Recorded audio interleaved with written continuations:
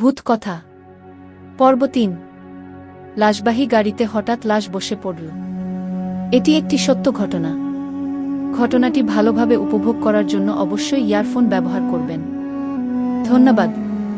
তাহলে এখন গল্পটি শুরু করা যাক। আমি মারুফ, লাশবাহী গাড়ি চালাই। মৃত লাশ নিয়ে মাঝেই বিভিন্ন জেলায় যাওয়া হয় আমার।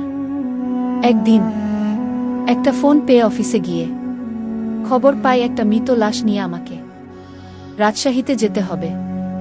লাশটিকে দেখলাম আমি খুব বাজেভাবে। অ্যাক্সিডেন্ট হয়েছে। লাশ একটা মেয়ের, খুব সুন্দরী, মনে হয় কলেজ কিংবা বিশ্ববিদ্যালয়ে পড়ত। মাথার এক পাশ থেতলানো, চুলগুলা এলোমেলো, দেহের বিভিন্ন স্থান থেকে রক্ত ঝরছে। আমি মাঝেই এমন লাশ নিয়ে প্রায় অনেক জেলাতে গিয়েছি। তাই সাথে একজনকে নিয়ে সন্ধ্যা হয় ঠিক ওই সময় রওনা দিলাম। একটা না ৪-৫ ঘন্টা গাড়ি চালিয়ে একটা স্থানে এসে কিছু খাওয়ার জন্য গাড়ি থামালাম। তারপর খেয়ে দেয়ে আবার রওনা দিলাম। কয়েক কিলোমিটার যাওয়া পর হঠাৎ একটা চাকা বাস্ট হয়ে যায়। গাড়ি থেকে নেমে দেখলাম চাকা বাস্ট হয়ে গেছে। এক্সট্রা চাকার জন্য গাড়িতে খোঁজ করে দেখলাম ভুল করে এক্সট্রা চাকা নেয়া হয় নাই। সাথে যে ছিল সে বলল, ভাই, চাকা যেহেতু নাই, আমরা যেখানে খাওয়া দাওয়া করছিলাম ওইখানে যাই, দেখি চাকা সারাইতে পারি কি না। এই কথা বলে আমার কাছ থেকে কিছু টাকা আর নষ্ট চাকাটা নিয়ে রওনা দিলেন। গাড়িটা রাস্তার এক পাশে সাইড করা ছিল। কতক্ষণ লাগতে পারে এই কথা চিন্তা করতে করতে গাড়িতে গিয়ে বসলাম। গাড়িটা হাইড্রোলিক জগ দিয়ে স্ট্যান্ড করা ছিল, তাই এইটাও চিন্তা করছিলাম একা এইভাবে থামানো একটা গাড়ি নিয়ে কতক্ষণ অপেক্ষা করব। এমনিতেই জায়গাটা নীরব। একটু পর একটা 2টা ডিস্ট্রিক্ট বাস সাই করে যাওয়া ছাড়া আশেপাশে কোনো মানুষজনের চিহ্ন নাই। আর রাত 10টা বাজে, কে আসবে হাইওয়েতে এই সময়?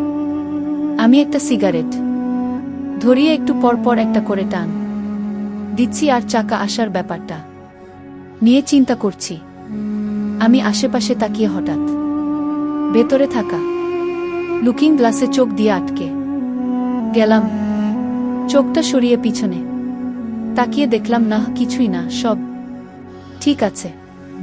আবার যখন সিগারেটে টান দিয়ে লুকিং গ্লাসের দিকে তাকালাম, তখন ভয়ে স্থির হয়ে গেলাম। আমি দেখলাম মেয়েটার লাশটা উঠে বসে আছে। এইবার আমি ঘাড় ঘোরাতে সাহস করলাম না। আমার মনে হচ্ছিল দাঁতে দাঁত লেগে আসবে। হঠাৎ পিছন থেকে মেয়েটা বলে উঠল, ভাইয়া, আমি পানি খাব, পিপাসায় গলাটা ফেটে যাচ্ছে, আমাকে একটু পানি দিবেন? আমি অনিচ্ছা সত্ত্বেও পিছনে তাকিয়ে দেখলাম সত্যি মেয়েটা শোয়া থেকে বসে আছে, আর ওর শরীরের দাগগুলা নাই, থেতলানো দিকটা বোঝা যাচ্ছে না। মনে হচ্ছে সে অজ্ঞান ছিল, এখন জ্ঞান ফিরেছে। মেয়েটা আবারও বলতে লাগল, ভাইয়া, আমার খুব পানির পিপাসা লেগেছে, আমাকে একটু পানি দিবেন? অজানা অচেনা একজনের মুখে এভাবে ভাইয়া ডাক শুনে আমার মনটা কেমন করে উঠল। এক রোড অ্যাক্সিডেন্টে বাবা, মা আর ছোট্ট বোনটাকে হারিয়েছি অনেকদিন আগে। আজ এতদিন বাদে কেউ এমন মহব্বতের সাথে আমাকে ভাইয়া বলে ডাকবে, সেটা কখনো ভাবিনি। এক মুহূর্তের জন্য মনে হলো আমার ছোট বোন মুন্নি আমায় ডাকছে। মেয়েটার জন্য মায়া হলো আমার। তাছাড়া মেয়েটাকে দেখতে স্বাভাবিক লাগছিল, তাই আমি একটা পানির বোতল এগিয়ে দিলাম। পানিটা পেয়ে এক নিঃশ্বাসে শেষ করে কেমন যেন একটা স্বস্তির নিঃশ্বাস ফেল। তারপর আমার দিকে মুখ করে বলতে লাগল, জান ভাইয়া, এই পানির জন্য আমার বুকটা ফেটে যাচ্ছিল। আমার ভার্সিটি বন্ধ হয়ে যাওয়ায় বাড়িতে যাওয়ার জন্য তৈরি হয়ে বাস স্ট্যান্ড আসি। আমি রিক্সা থেকে নেমে ভাড়া দিয়ে যখন একটু সামনে আগালাম খেয়াল করতে পারিনি কখন একটা দ্রুতগামী বাস আমার সামনে এসে পড়েছে। চোখের পলকে বাসটার আঘাত খেয়ে সামনে পরে যাই আর বাসটা ব্রেক করতে না পেরে আমার মাথা ঠিক বাম সাইড দিয়ে চলে যায়। যাওয়ার সময় আমার সমস্ত শরীরটাকে কয়েকবার রাস্তায় আষ্টে পিষ্টে করে ফেলে যায়। অ্যাক্সিডেন্টের বেশ কিছুক্ষণ পর পর্যন্ত জীবিত ছিলাম। চিৎকার করে বলতে পারিনি আমাকে কেউ পানি দাও। পিপাসায় আমার গলা ফেটে যাচ্ছে। খুব শব্দহীন আর্তনাদ করে পানির জন্য ঘুমড়ে কেঁদে উঠেছিলাম, কিন্তু আমাকে এক ফোঁটা পানি কেউ দেয় নি।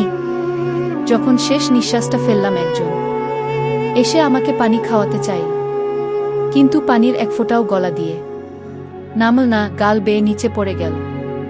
আমার নিথর দেহটা অ্যাম্বুলেন্স তোলা হলো। আমার আইডি কার্ড দেখে ভার্সিটি থেকে তথ্য নিয়ে তোমার কাছে দিল আমাকে বাড়ি পৌঁছে দিতে। মেয়েটা এক নিঃশ্বাসে কথা গুলো বলে একটু চুপ হয়ে আবার বলল, ভাইয়া আমার আব্বা আম্মা আর ভাই বোনকে বলবা আমার জন্য যেন না কাঁদে, আর তোমাকে অসংখ্য অসংখ্য ধন্যবাদ আমাকে পানি খাওয়ানোর জন্য। এই কথা বলে মেয়েটা আবার শুয়ে পরে। তৎক্ষণে যিনি চাকা ঠিক করতে গিয়েছিল তিনি এসে বলল, ভাই চলেন, চাকা ঠিক হয়ে গেছে। আমি সারা পেয়ে খেয়াল করলাম আমার পুরো শরীর ঘামে ভেজা। চাকাটা লাগিয়ে আবার রওনা দিলাম মেয়েটার গ্রামের বাড়ি যেতে যেতে। পরদিন প্রায় সকাল 10টা বেজে যায়। মেয়ের লাশ পেয়ে মেয়েটার বাবা মা ভাই বোন কান্নাকাটি শুরু করে দিল। আমার চোখেও অশ্রুর অস্তিত্ব টের পেলাম। জানি না কেন, হয়তো আমি ভাই বোনের ভালোবাসার মায়ে জড়িয়ে গেছি, হয়তো একেই বলে ভাই বোনের ভালোবাসার টান। আমি ওইখানে বেশিক্ষণ অপেক্ষা করতে পারলাম না। খুব কষ্ট হচ্ছিল আমার, খুব। মেয়েটার বলে যাওয়া কথাগুলো কারো কাছে বলতে পারলাম না। গাড়ি স্টার্ট দিয়ে ঢাকার দিকে রওনা দিলাম, মনটা খারাপ করে একটানা গাড়ি চালিয়ে। যখন আবার ওই রাস্তায় আসলাম তখন দেখলাম মেয়েটা রাস্তায় দাঁড়িয়ে আছে, সুন্দর একটা হাসি দিয়ে হাত নাড়িয়ে আমাকে বিদায় জানাচ্ছে। এইটা দেখে আমার মনটা ভালো হয়ে গেল।